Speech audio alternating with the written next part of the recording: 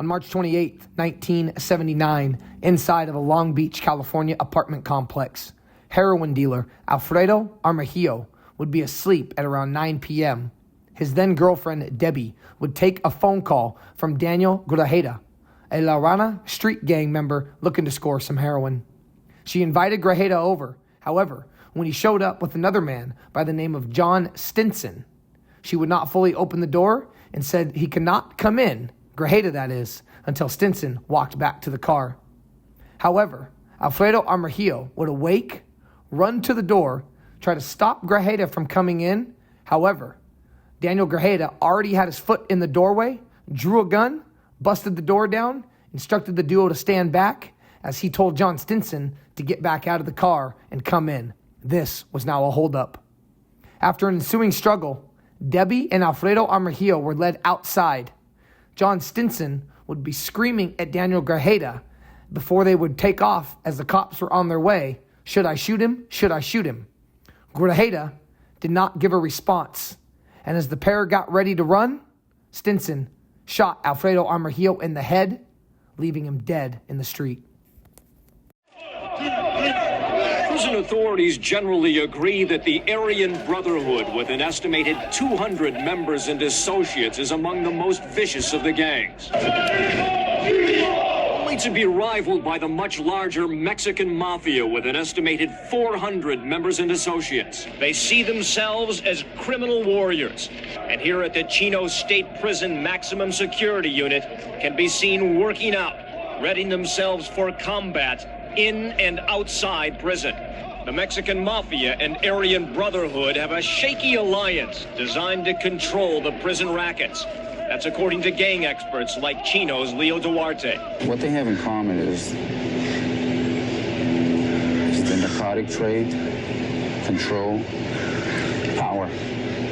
Those three things combined. They all have a blood oath. Once you're in till death. Prison officials say gang members have an allegiance to and fear of the gang that is greater than the threat of prison. Many of them are behind bars for life, spend more than 90% of their time locked down in their cells, are handcuffed and escorted wherever they go, but still manage to promote death, drugs, and disarray in and out of prison. A lot of them are up there laughing at the system. This Mexican Mafia member says the thought of prison as a deterrent to hardcore eMe members is a joke. They have no concept of the consequences that they're about to get involved with. It doesn't matter. It's just the eMe has a saying that when the hand touches you, you go to work. And work means contract killing, making weapons to do the dirty work, dealing drugs. Anything you are asked to do in or out of prison, says this former Mexican Mafia hitman. The mob owns you. It's not what the eMe can do for you, it's what you can do for it. And if I don't do it, then I'll pay the consequences for it. What would those consequences be? Death, I just wouldn't be around anymore. The Mexican Mafia strikes inside the prison walls and outside on the street. Even from inside the state's most secure prison here at Pelican Bay, Mafia bosses get their orders out. It's clear that nothing means anything to them. Deputy District Attorney John Monahan spends much of his time prosecuting Mexican Mafia members, who he says honor the gang above all else. And the only way to deal with people like that is to have a death penalty that is used. Otherwise, they will continue to carry on in that manner. Because there's no deterrent for them. There's no deterrent. Death penalty or no death penalty, prison gangs today continue their ruthless ways. And this week we will show you how these gangs smuggle an astonishing amount of drugs into prison and influence drug trade on the street. They abuse the court system to keep all this working. And at the root of it all lies this Mexican Mafia member who wants his identity concealed says you have to kill to get in. We've got an organization of murderers, really. That's what it is. Like a murder incorporated, that's what it is. And Mexican Mafia experts say La eMe orders hits in and outside jail.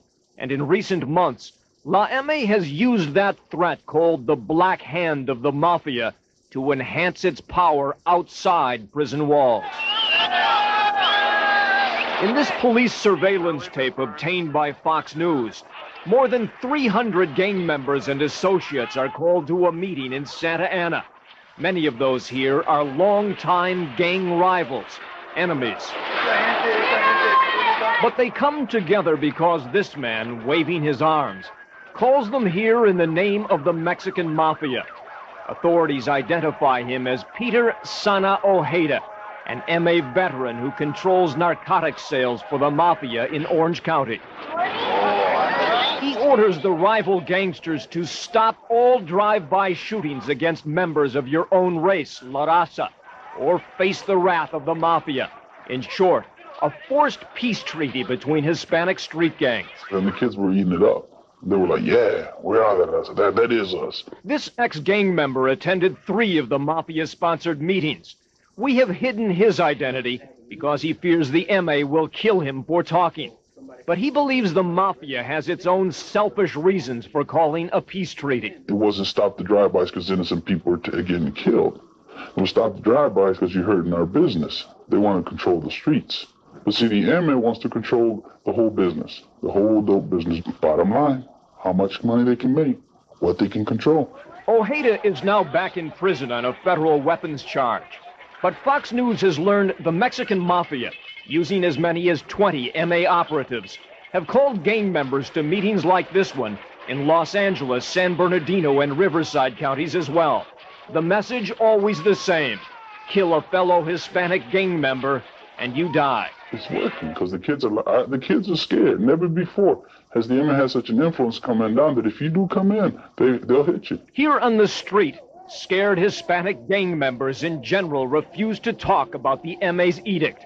But this gang member, who wants his identity concealed, explains a renegade gang will pay even if it escapes eMe wrath on the streets. Out here, you can always watch your back, shoot or run, or you get locked up in your cell. Who's going to be under the bed sticking you. So the thing is not concern for us out here, but for concern, you got to think about your homies in there, locked up. And now, as most Hispanic gang members seem to be cooperating with the forced peace treaty, gangsters tell Fox News Mexican Mafia members insist a tax be paid on all drugs sold in the neighborhood. Detective Dexter Cole says undercover officers have seen it firsthand in Pomona. The way it's set up is that each gang is allowed to collect money from the drug dealers. A percentage of that supposedly goes to the Mexican Mafia. At the same time, eMe members are preaching at these meetings that it is okay to go against black gangs. This ex-gang member says it is part of the Mafia plan to take over all the drug trade. Man, this is powerful stuff. My big homeboy said, I got to take these fools out. I got to do it for my big homeboy. And once they get in heated up, God help us all. It's going to be ugly. Much uglier than it's ever been. And that's what I'm afraid of. A lot of kids going to get killed. With that prospect in mind, representatives of the NAACP and Mexican American Legal Defense Fund recently held this conference, all aware of the danger. The reason this conference is here because we're trying to save lives. Right now, we're having killings. Hispanics and blacks are fighting, and they're killing each other. It all goes down in a mini mall parking lot. Stay right here. Right on Hollywood Boulevard. Two rival gangs clash. Tempers flare. A brawl breaks out. Witnesses say it was bedlam just before police descended on the mob of suspects. Violence erupts here every week. There have been 2 shootings at this spot within the last month. Police are overwhelmed. There was in excess of 25 gang members here. We wound up controlling it with less than 10 policemen. That's pretty good. Gangs are terrorizing Hollywood Boulevard and surrounding streets. This woman witnessed tonight's skirmish. But unless something happens, the police are too busy. They can't sit at every corner. It's frustrating. It's frustrating for everything. I wish we could take back our city. 18th Street, one of the city's largest gangs, has moved into Hollywood with a vengeance. Taking 3 into custody. This LAPD buy-bust unit periodically takes them down, but the lucrative drug trade always brings them back. This is the advertisement for their drug dealing area. This is their billboard. By daylight, you can see the 18th Street tag and other gang markings everywhere. I get very angry when I drive by these neighborhoods and look at all these tags and the general deterioration of my community. Sharon Romano is fighting back. Her Hollywood beautification group spends 7 days a week painting out the graffiti, hoping to drive out the gangs. You're taking back your neighborhood. You're saying, this is where I live, and we don't want this kind of activity. Romano says threats from armed gang members have not stopped her group. Police are backing her up. Lay the down. Lay the down. Lay down. And so are the guardian angels who grab crack dealers and hold them for police. I didn't have no rock, man. What's wrong with you? This angel, Cold Jaguar, says Hollywood is scary. It is a run of scum.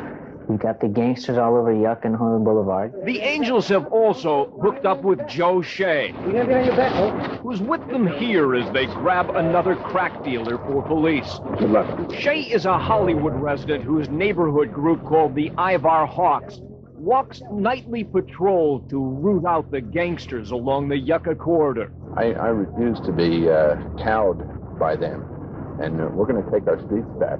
Shea's group interacts with police. Earlier, they called in a drug dealer's license plate number. You just got it. Really? Because it's not... What a world. So quick. He and his companions walk by a corner where there have been 12 gang-related murders in the last few years. One in the doorway over there, and one in this doorway. Later, a visit to a local shop manager who hasn't painted out 18th Street graffiti that prominently marks the side of his building. Are you going to paint it out? Shea notes it's been up for 3 weeks. And it tells the 18th Street gang that they're in control.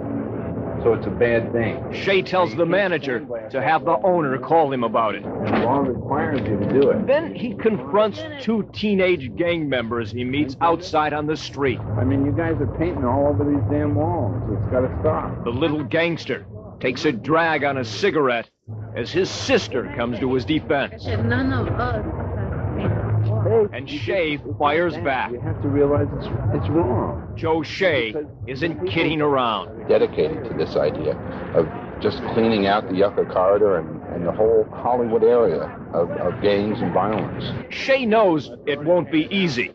Here, one of his guardian angels shows a knife wound, a price he paid for tangling with a TJ Loco gang member on the street. Angels held the suspect for police, and he was carted off to jail. He commenced to lay punches in on my angel, and in turn the angels fought back. And just a few blocks away, gangsters opened fire on 4 youths cruising near the boulevard. You wearing your jacket at the time? This one caught a bullet in the arm. Back of the car took another few slugs. You know, we're passing by, and next thing we heard was It seems to be an endless chain of gang violence. And these tourists from Dallas, during a few days in Hollywood, were offered money for sex, had their car and $400 in cash stolen. They got the message. Well, at least it's not like Florida yet. You know, people aren't shooting the tourists yet, so... They will be, I'm sure. very, very soon. Buster. As we told you last night, it began as a fight against one graffiti vandal, but tonight we show you how that battle escalated into a full-scale video war. This is Juan Gutierrez, known as Caballo to fellow Tijuana Locos street gang members. His repeated use of a spray can scars the Hollywood neighborhood where he lives. Now I pull him up. I get down here. And that drove this angry man, who we will call Graffiti Buster, to become an urban spy. I usually wear dark clothing and my lights are off inside. He armed himself with a videotape camera and gathered enough evidence to send Caballo to jail for 45 days. This is my suspect number 1. But this video war didn't stop with suspect number 1. I've been doing this for a year. Graffiti Buster has now caught 21 gang members writing illegal graffiti and has a notebook logging times, dates, and offenses. I keep track of every time, every incident. Okay, and this stuff is given to the police. And besides suspect number 1, Gutierrez, Gang member Myron Rusty Salazar, caught hitting this wall with spray paint, was sentenced to 90 days in jail. Roni Negro Garcia, taped with a marker, sentenced to 120 hours of community service. Antonio Estraño Zarate is now in custody, facing vandalism and other charges.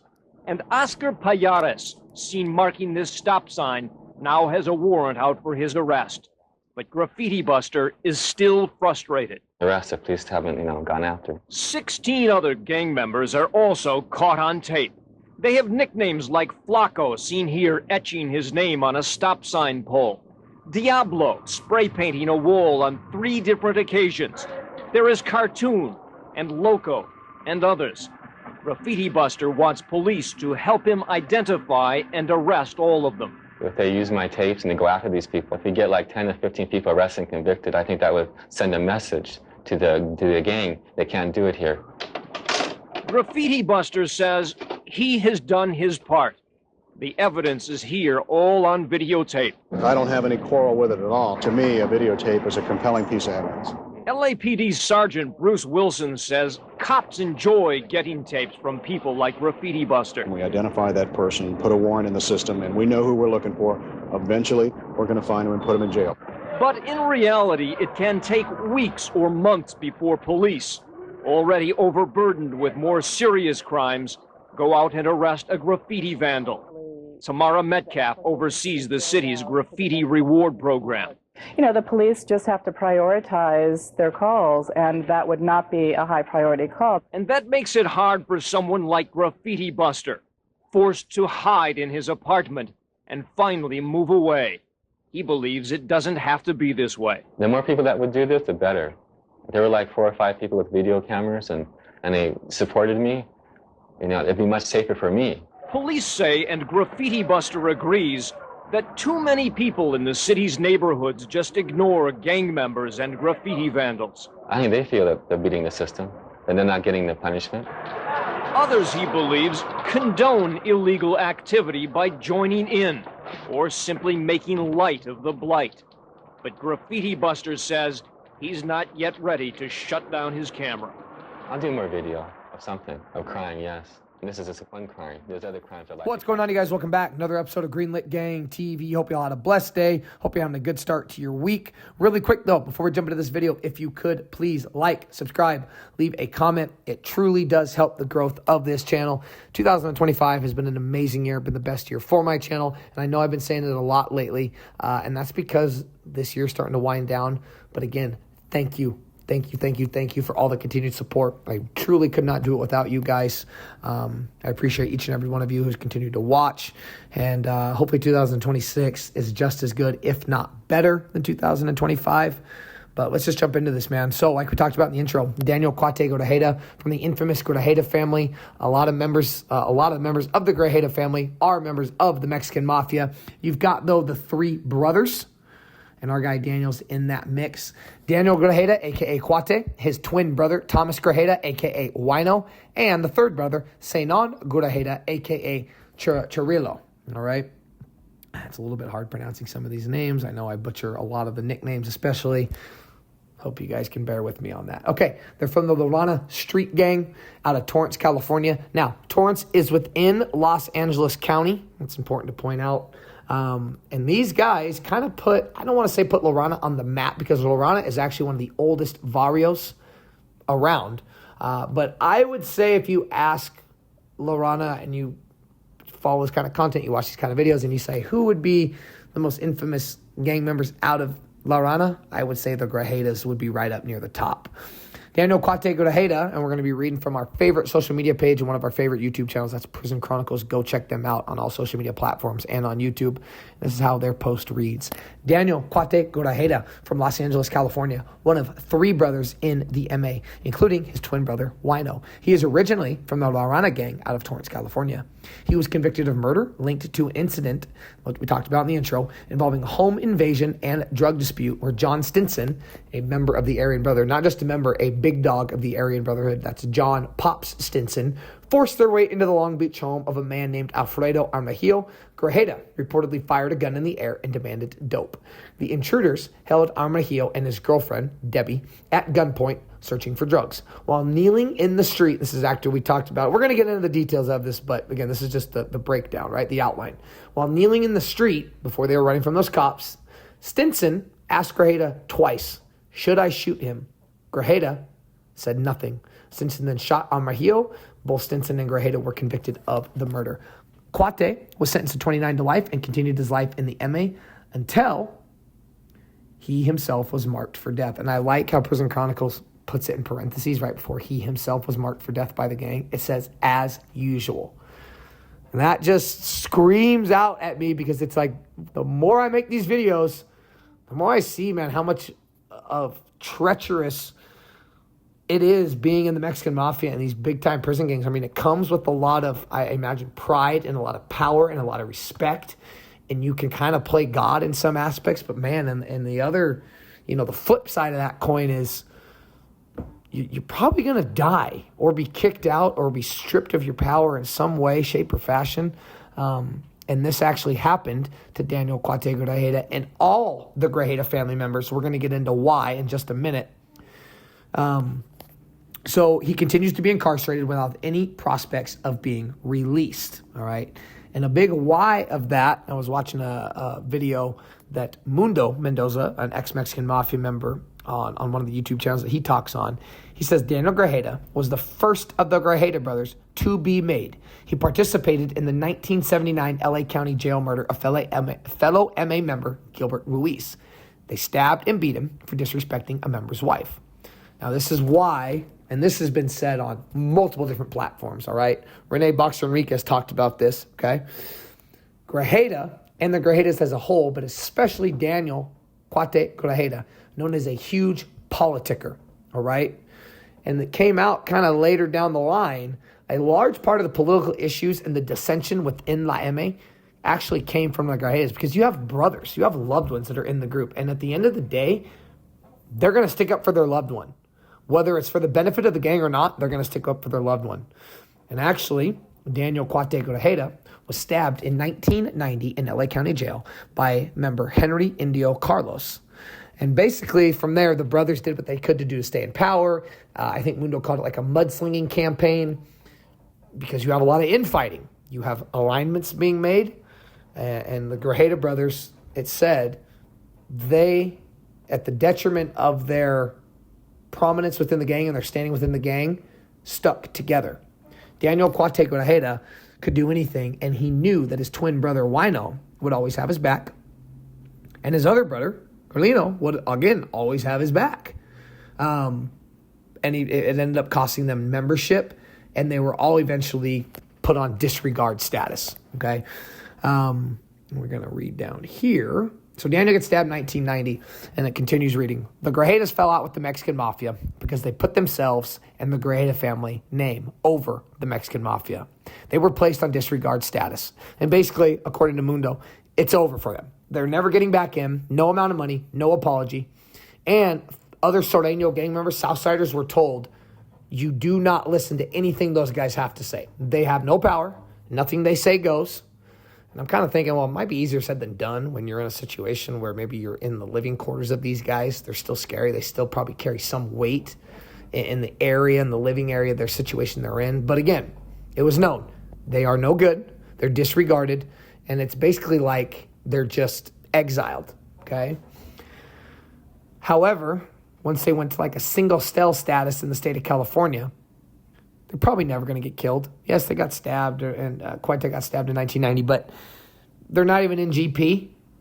So nobody's probably ever going to be able to get to them. They're getting a lot older.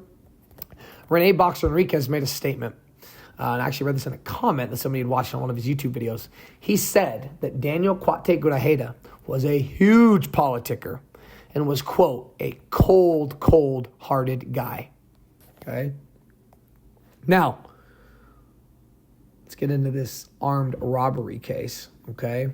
John Stinson, okay, he was just wrapped up a few years ago in a major indictment that charged him and fellow Aryan Brotherhood members and leaders, and I actually did a video on these guys for ordering multiple murders. John Stinson's, I believe, in the 70s now, goes by the nickname Pops, and he's just got that look, man. Grajeda does too. Grajeda's got more of the wild look. Daniel Cuate Grajeda's got more of the wild. They all got black. Grajeda's got just black eyes. He's got big black eyes. I'm not trying to be disrespectful, but his brother Wino in that California Mexican Mafia picture, where they have all the guys listed, Wino looks smoked out. Wino looks like he's been on a good one for a few days when they took that picture. Stinson, he's got them beady black dark eyes. It just looks like when you go meet him, dude's gonna be a problem even at his old age. Dude's gonna be an absolute problem. Stinson, some of his convictions. He gets sentenced for that 1979 murder, convicted in 2006 as well for conspiring with Aryan Brotherhood leaders to commit 4 murders and multiple attempted killings. And it talks about how Stinson they went to prison for the 79 murder in 1981. Okay. Now, I found an appeal that Grajeda filed, and this gives the exact details on the murder, 1979. So let's read from it. At 9 p.m. on March 28th, 1979, Grajeda called Alfred Armajillo to discuss buying heroin. Armajillo was asleep at the time, but his girlfriend Debbie answered the phone and invited Daniel Grajeda to come over. Daniel Grajeda and another man, John Stinson, arrived at Armajillo's home at 10 p.m.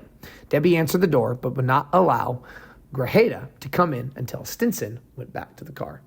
As Debbie opened the door, Armajillo awoke and ran to the door. Now, I will say this. When you awake and run to the door, why? Is it because Grajeda was already causing a scene? It doesn't really say that. It just says Grajeda's there. He calls Stinson in. Debbie goes, yeah, no, you can come in. You go wait out in the car. You're buying dope. Just come in, get what you need, and then get out of here. For whatever reason, Alfred Armajillo really reacts and runs, and basically runs to the door and tries to stop any of them from coming in. And Grajeda, so there must have been more to this story, right? There must have been something that the minute Alfred Armajillo knew that Grajeda's at my door, it's bad news. Grajeda, though, had 1 foot in the doorway, okay? Excuse me. Make sure I read this right. So he's got 1 foot in the doorway. He draws a gun, points it at Alfredo Armajillo and Debbie as they tried to close the door. Grajeda says, stand back. This is a holdup. And then he waves Hinson. He calls him for help. He says, come on, let's go. Get back out of the car. Let's go. Stinson then arrives at the door with his own gun. And he and Grajeda forced their way into the living room. A struggle ensued.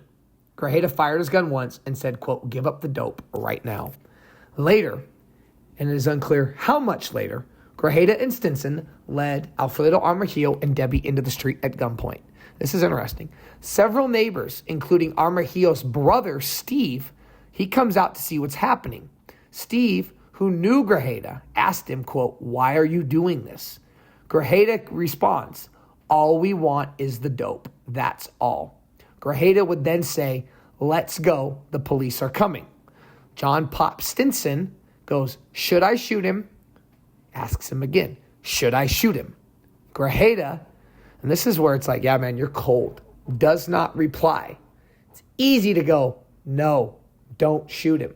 Because obviously, if Grajeda's calling Debbie and he's calling Armajillo, okay, he's the one, or Armajillo is Grajeda's plug. Stinson doesn't know, he might know who Armajillo is, but Grajeda's the one calling Debbie, and Debbie knows Grajeda enough to say, yeah, you can come over. When she saw Stinson, she said, yeah, no, not happening, right? So that right there tells me a lot. So that's why Stinson looked at him and said, hey, can I shoot him? Is this okay? Can I shoot him? And Grajeda not answering is all the answer that Stinson needed. Stinson, who was holding on to Armajillo, shot and killed him. Grajeda and Stinson then ran to the car and drove away. And I do want to make this point out because I do try to give all these guys that I cover their own respect in their own right. It does say defense evidence that Grajeda would testify that he and another person did this, but he refused to identify that it was Stinson. He says that they went to Armajillo's house to trade guns for some heroin. Grajeda only wanted to buy drugs, not commit a robbery. This is Grajeda's version. His defense says, when Debbie let Grajeda into the house, Armajillo freaked out and jumped on Grajeda, and then Grajeda's gun just went off during the ensuing struggle. And then Grajeda says his unnamed companion then, quote, crashed in the door and joined the fight. Crashed in the door and joined the fight. Later, again, it is unclear how much later, Grajeda, his companion, he's not given the name, Armajillo and Debbie all went outside to go to Steve's house across the street where they planned to look for heroin. That right there doesn't make sense, but you can see why they got convicted. Grajeda heard a gunshot from his companion and saw Armajillo laid out. Grajeda and his companion then jumped in their car and fled. So basically, he goes, hey, yeah, my friend did it, but I'm not telling you who did it. But yeah, he did it. And it was after a fight, after a struggle. And I heard the shot. I didn't see the shot. Don't know how it happened. But yeah, I'm not. That's all I'm giving you, right? And you can see how they easily got convicted. But another takeaway from this, the large amount of politicking, the large amount of inner issues. It seems like the Grajedas caused a lot of people headaches. That's my honest takeaway from this. That made a lot of people's lives miserable. When you see multiple ex-Mexican Mafia members all saying the same thing and talking about them in the same way and kind of the same tone, they didn't seem like the best guys or the kind of guys that you would call your brothers. When I watch these ex-Mexican Mafia guys, Rene Enriquez says, you know, some of these guys I really were my friends, right? And some of these guys genuinely did love each other and like each other and would do anything for each other. The Grajedas, which understandably, they're family, they only cared about themselves and their family. And in the end, it cost them. And it cost them everything. And they're still on the no good status. And I don't know if that means anything for the next generation of Grajedas that might come into the system. Not sure. If any of you know, leave a comment down below. But I hope you enjoyed the video. Until next time, peace.